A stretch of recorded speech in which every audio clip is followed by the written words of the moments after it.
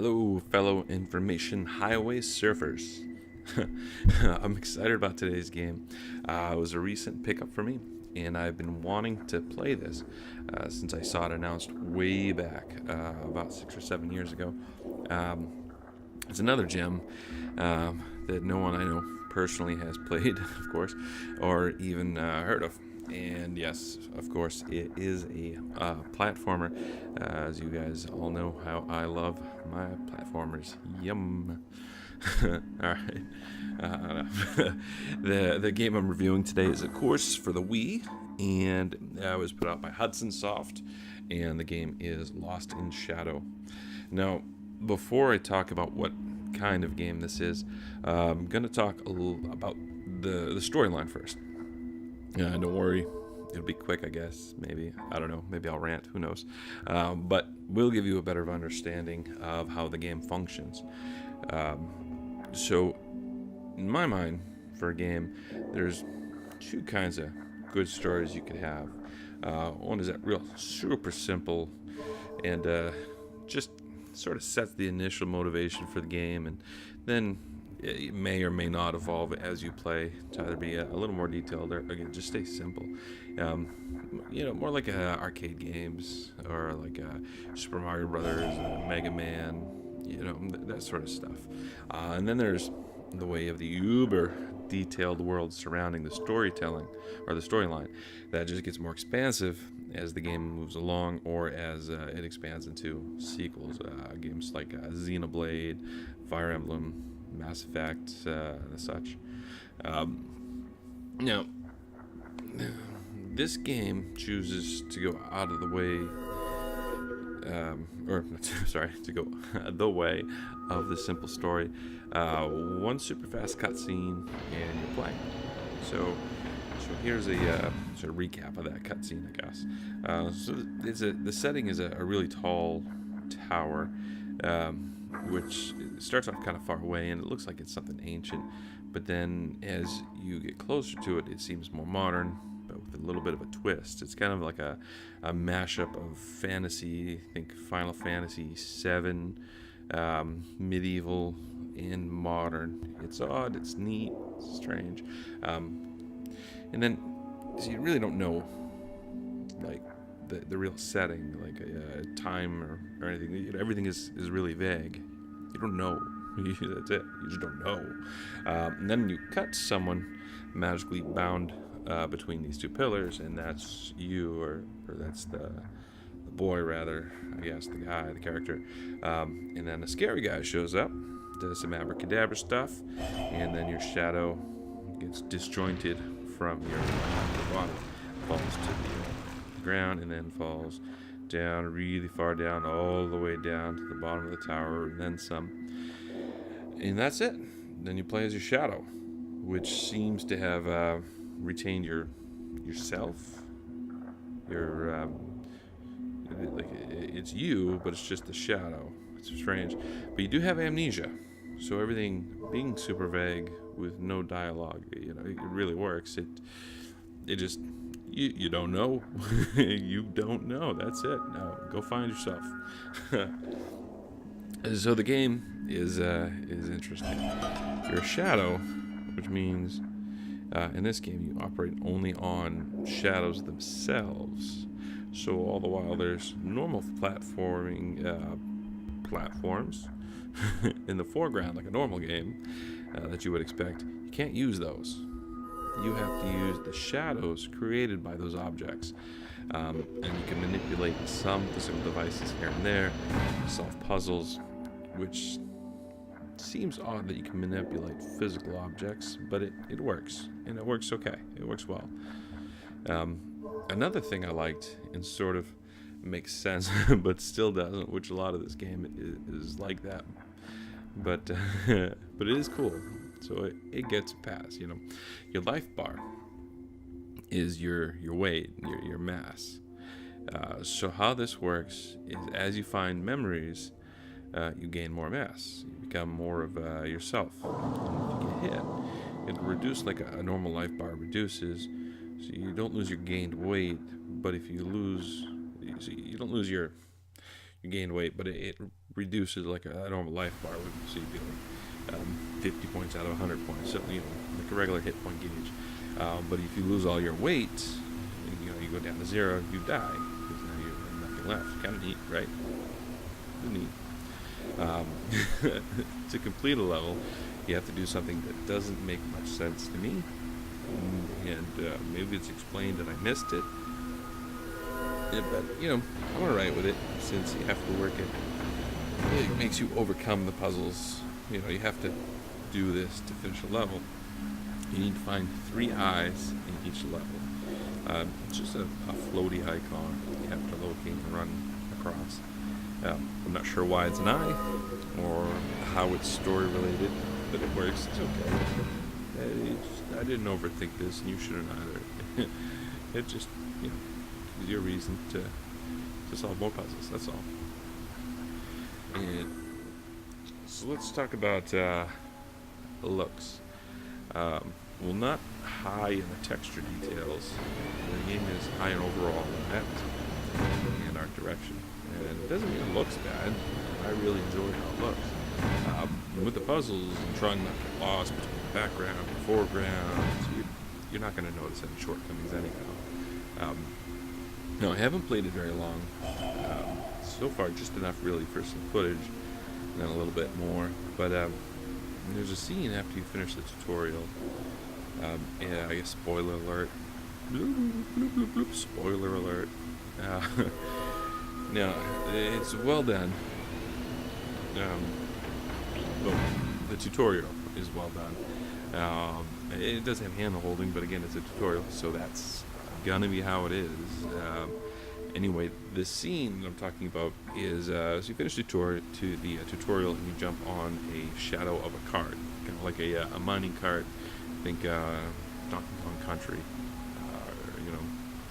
or DuckTales. So the cart travels. As the cart's traveling, the shadows are affected by the light source, much like how as the sun, when it gets to high noon, shadows get shorter. And towards the end of the cart ride, my perception was all goofed up. I was looking at the character, the shadow, and it seemed normal, but it really was just it was skewed, and I didn't really realize it. And I thought I was looking straight on sideways at the mining cart. But really, it was looking more of a top down. It was cool. It really caught me off guard. It messed with my head, and it was just after the tutorial. I was way up. It was slick. It was really cool. So audio. How does the audio hold up? All the effects and the environment noises, or my environmental noises, are they're subtle. Sounds like I'm saying it wrong. Like saying golf. Anyway, and they belong where they appear. Nothing comic-y or goofy about the noises. And if it's a profile of the game, it takes itself serious. There's no real goofiness of the game itself. Nothing here is standout, but nothing was done wrong, and it all works well. So nothing bad, but nothing like, oh my god, The soundtrack, however, is pretty slick. It's a puzzle game. And the music, keep in mind that this is a puzzle game. The music does convey a sense of openness and vagueness, which represents your character. It matches the level design, and it really keeps you going. But again, this is a puzzle game, puzzle platformer. So don't expect a Lords of Thunder for a soundtrack. It's good. Maybe good elevator music. It's not something I'd put in my playlist for working out or driving to. Again, very well done, just a very slower pace, which works well, for the style of game, of course. Let's go on to controls. Here we are again on a Wii title, expecting the world of options for controllers and schemes. Control this with this, control it with that. Have a banana? Control your game with a banana. Oh, whatever. So you're not getting any of that. We are blessed with just the option of using a Wiimote paired with a nunchuck. That's it. Now, Waggle haters will be pleased to know there is no shaking of the controllers, but you will be using the pointer to find objects to manipulate, as well as manipulating them with the pointer. And the pointer controls work well. There's some games where the pointer's completely erratic. This is not one of them. It works like it's intended. The rest of the controls, the buttons that is, work very well. They're not overcomplicated. They're precise, as one would expect for a platformer, especially one coming from Hudson Soft. I do, however, have one nitpick here. When you jump to a platform and there's a situation where you're hanging off a ledge, you're just like Prince of Persia, I guess, is probably the best example I can think of. Here, I want to push an action key to pull myself up. No, you have to push up on the directional to climb up. Yeah, and it makes sense. But every time, I kept finding myself hitting that button for jump to climb up. And it's not a broken mechanic. It's just me being, me. Like if I hit that button enough, maybe it'll do what I want it to do. But it does not do that. So, needless to say, definitely not disappointed. There was a lot of hype going into this game for me. Now that I finally played the game, it really proved to be a positive experience. So, who would I recommend this game to? Given my bias towards platformers and puzzlers, I'm just going to say everyone. But it's really only fans for fans of this style. If you don't like a platformer or a puzzler game, you're probably not going to be on to this game here, even though it does bring some interesting gameplay.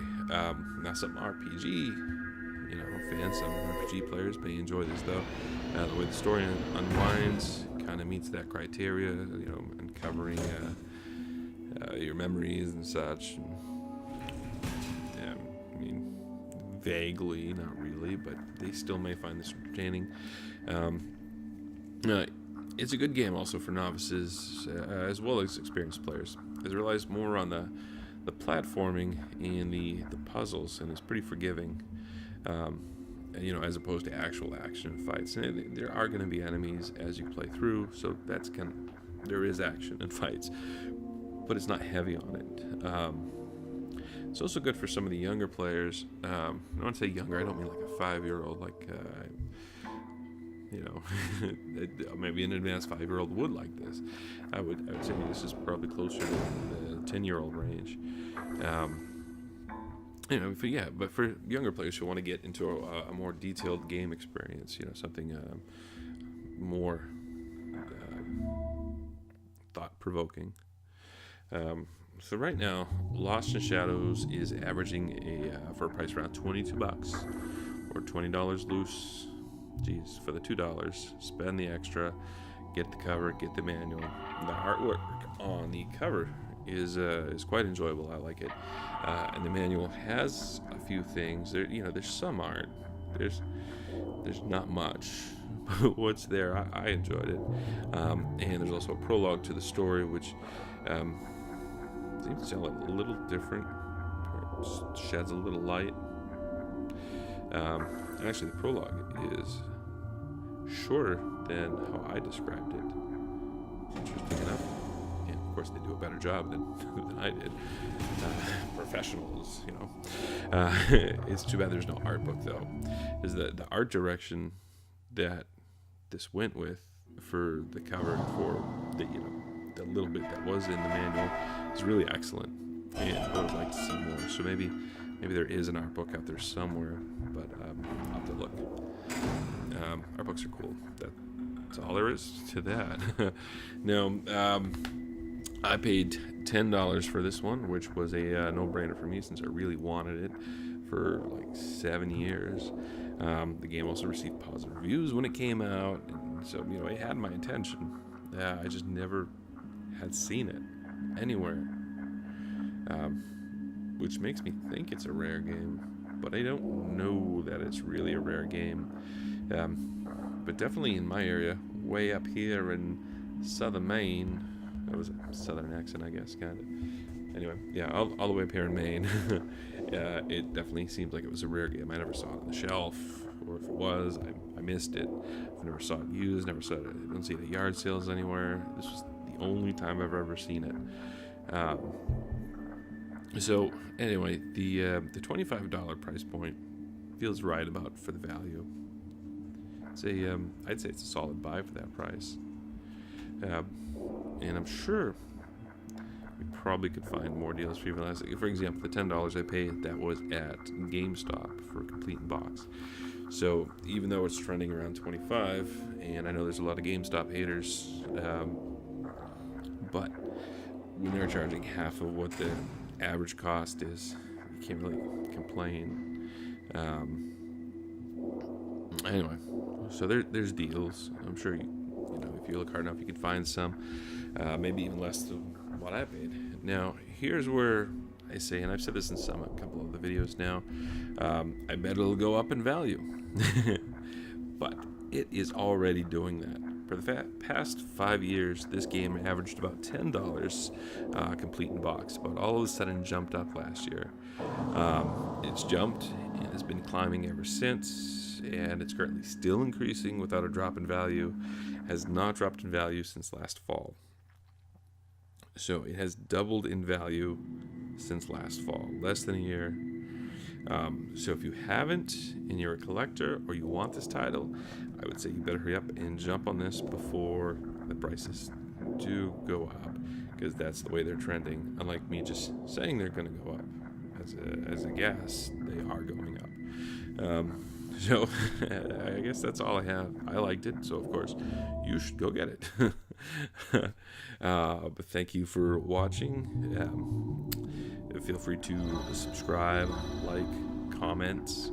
I've been getting some more comments lately. Not many, but some, and I appreciate that. It's a little bit of motivation. And I'm glad that some people are finding what I'm doing entertaining. So thank you. And so happy travels on the tubes of the internet, and be safe.